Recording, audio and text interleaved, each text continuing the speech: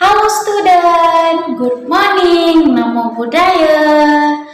Apa kabarnya Anandaku sekalian? Teacher harap Ananda semua selalu dalam keadaan yang sehat dan tetap semangat untuk mengikuti pembelajaran kita hari ini.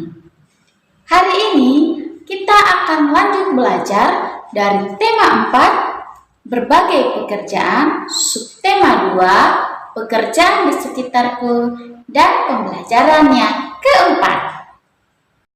Selanjutnya, sebelum teacher menyampaikan materi pembelajaran kita hari ini, terlebih dahulu teacher akan menyampaikan tujuan pembelajaran kita. Yang menjadi tujuan pembelajaran kita adalah yang pertama, setelah membaca cerita, siswa mampu memberikan pendapat tentang sikap tokoh dari cerita yang dibaca dengan terperinci.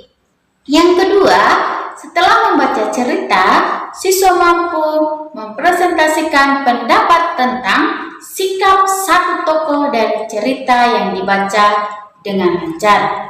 Yang ketiga, setelah membaca cerita, siswa mampu menghubungkan sikap tokoh dengan pengamalan sila kedua Pancasila dengan benar. Dan yang keempat, setelah mengamati, siswa mampu memberikan ide kesepakatan kelas supaya warga di kelas mengamalkan sila kedua Pancasila dengan logis. Nah, sekarang perhatikan gambar berikut. Untuk anak-anak teacher, siapa di sini yang ingin menjadi dokter? Dan apa sajakah yang dilakukan oleh seorang dokter? Dan sikap apa yang harus dimiliki oleh seorang dokter? Nah, untuk itu mari kita pelajari lagi sikap apa lagi yang harus dimiliki oleh seorang dokter. Seorang yang bekerja harus memiliki sikap melayani, disiplin, rendah hati, dan bekerja sepenuh hati. Kita bisa mempelajari nilai-nilai tersebut dari seorang dokter yang bekerja untuk masyarakat. Nah, untuk itu, mari simaklah cerita berikut ini yang berjudul Hebatnya Dokter Kami. Hebatnya dokter kami. Ia adalah Dokter Rana, seorang dokter muda yang sederhana dan terampil. Ayahnya mantan kepala desa kami yang telah meninggal dunia. Dokter Rana baru kembali ke desa kami 2 tahun lalu, setelah 10 tahun lebih merantau ke kota. Ia memperoleh beasiswa di Fakultas Kedokteran dan setelah lulus, ia praktik di Rumah Sakit Umum Kabupaten setelah lulus. Semenjak ia pulang dan praktik di Balai Kesehatan Desa, aku sering mendengar perbincangan warga yang heran atas keputusan Dokter Rana untuk kembali ke desa. Bukankah penghasilan sebagai dokter di kota jauh lebih besar? Pada ayahku, Dokter Rana bercerita bahwa cita-citanya menjadi dokter dulu muncul karena melihat kesadaran hidup seorang masyarakat desa yang sangat rendah. Sungai dipakai untuk mandi, mencuci, kakus, lalu airnya dikonsumsi. Hasil bumi dan peternakan tidak dimanfaatkan untuk membentuk pola makan sehat.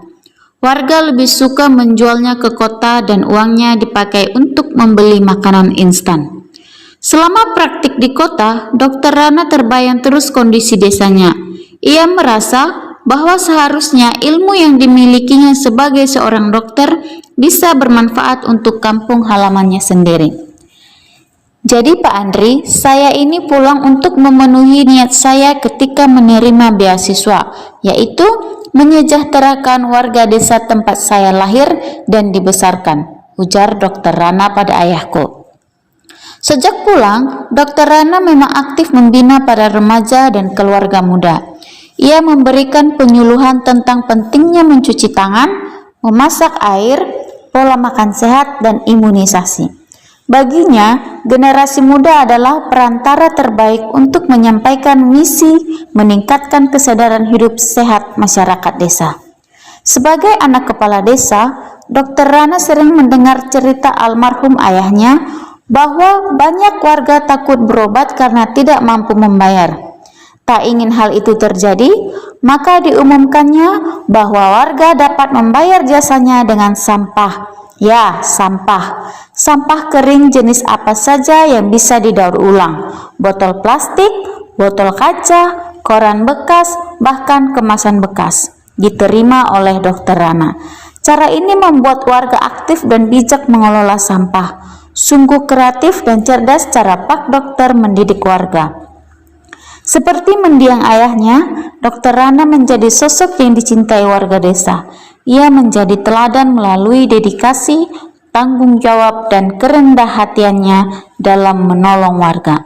Apabila aku besar nanti, aku ingin menjadi Dr. Rana.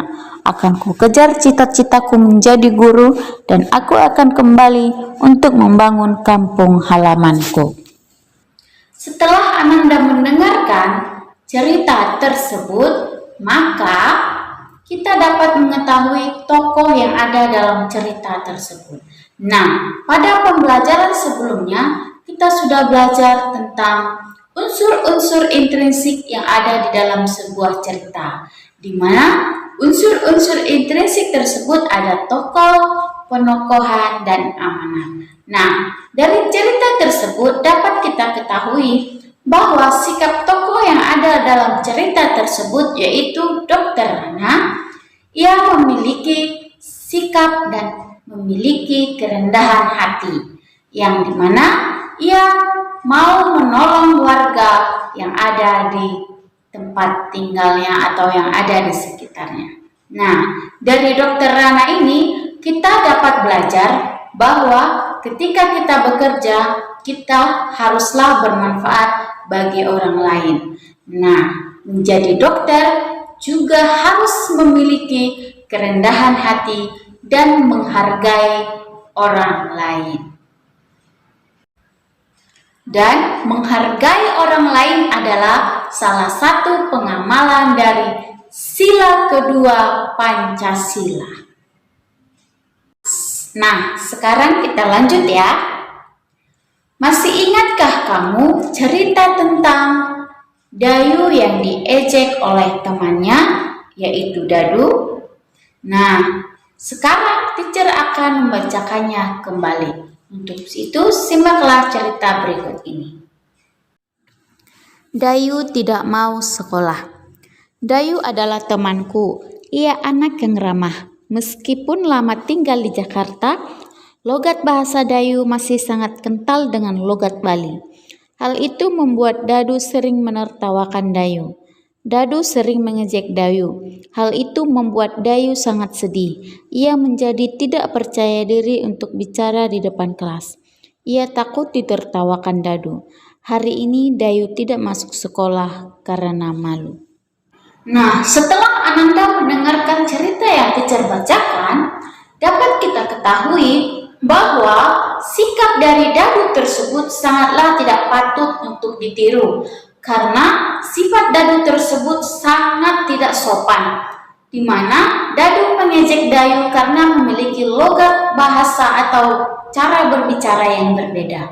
Nah, untuk Anandaku sekalian, apabila kita memiliki banyak perbedaan dengan teman-teman kita ataupun orang yang ada di sekitar kita, janganlah kita saling mengejek, tetapi marilah kita saling mengayomi, saling menghargai, dan memiliki sopan santun, walaupun di sekitar kita maupun teman kita memiliki perbedaan seperti perbedaan logat bahasa, logat berbicara, warna kulit, rambut, dan lain-lainnya. Karena perbedaan itu sangatlah indah. Nah, perlu Ananda ketahui juga bahwa mengejek itu adalah sifat yang sangat tidak mulia. Karena itu adalah sifat yang tidak menghargai orang lain. Mengejek orang lain artinya menganggap diri kita lebih baik daripada orang lain. Hal itu sangat bertentangan dengan sila kedua Pancasila, bahwa setiap orang itu adalah setara. Ejekan dari Dadu itu sangatlah menyakiti Dayu. Dan ejekan Dadu itu sangat tidak beradab, sehingga tindakan dadu dapat menyebabkan atau menyakiti perasaan dari Dayu.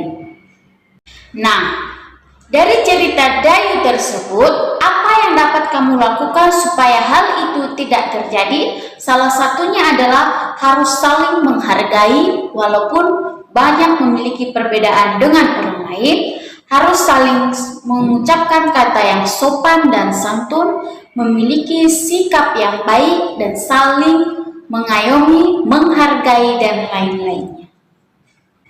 Mengapa hal itu sangatlah penting? Karena kita sebagai bangsa yang mengakui harkat dan martabat manusia, kita harus mengamalkan nilai-nilai yang terkandung di dalam sila kedua Pancasila di dalam kehidupan sehari-hari.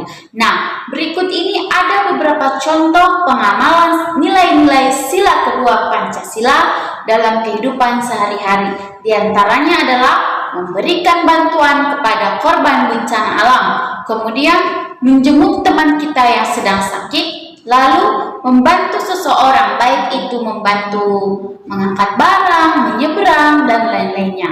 Lalu selanjutnya meminta maaf bila melakukan kesalahan dan menolong teman yang terjatuh, dan yang terakhir membiasakan diri untuk hidup disiplin. Nah, hidup disiplin ini maksudnya adalah ketika kita sedang berbelanja, marilah kita mengantri. Nah, sekarang buatlah kesepakatan kelas dengan teman-teman supaya antar teman tidak saling menyakiti. Nah, perhatikan gambar berikut ini. Di dalam gambar tersebut ada beberapa contoh kesepakatan dari kelas 4E. Nah, untuk itu, apakah Ananda tahu bagaimana cara membuat kesepakatan dan apakah kesepakatan itu? Kesepakatan kelas adalah hal-hal yang perlu disepakati oleh satu kelas. Kesepakatan ini dibuat atas dasar diskusi bersama. Kesepakatan kelas bertujuan supaya semua warga kelas bisa nyaman.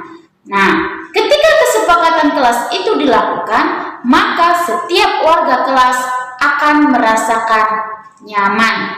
Mereka merasa dihargai. Ketika kamu menghargai semua orang, maka kamu sudah mengaplikasikan sila kedua Pancasila.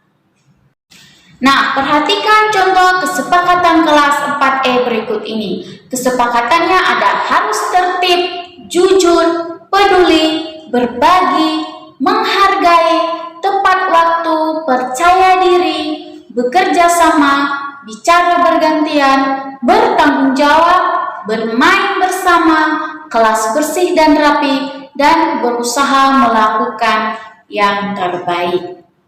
Nah, dari kesepakatan kelas tersebut, ketika kesepakatan di kelas itu dilakukan, maka setiap warga kelas akan merasakan nyaman. Mereka merasa dihargai. Ketika kamu menghargai semua orang, maka kamu sudah mengaplikasikan sila kedua Pancasila.